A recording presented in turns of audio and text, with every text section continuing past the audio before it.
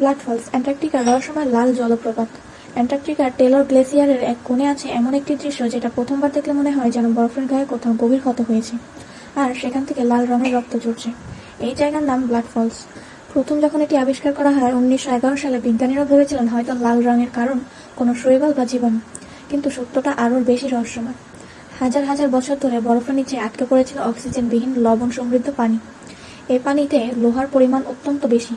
বরফের নিচে এতদিন বন্ধ অবস্থায় থাকার পর পানি যখন ভেঙে উপরে উঠে আসে এবং বাতাসের সংস্পর্শে পড়ে, তখন এই লোহার অক্সিডেশন হয়ে পানি গাঢ় লাল রঙে পরিণত হয়, দেখতে ঠিক রক্তের মতো।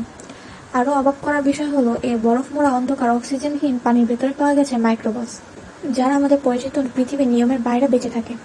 তারা আলো ছাড়াই অত্যন্ত ঠান্ডা লবণাক্ত জলে জীবন ধারণ করতে পারে। বিজ্ঞানীরা মনে করেন এই জীবগুলো অন্য গ্রহে জীবনের সম্ভাবনা বোঝার ক্ষেত্রে গুরুত্বপূর্ণ সূত্র দিতে পারে। তাই ব্লাড ফলস শুধু একটি লাল রঙের ঝর্ণাই নয়, এটি পৃথিবীর সবচেয়ে ঠান্ডা মরুভূমির ভেতর লুকিয়ে থাকা একটি প্রাকৃতিক লাল রহস্য, যা আজও গবেষকদের চমকে দেয়।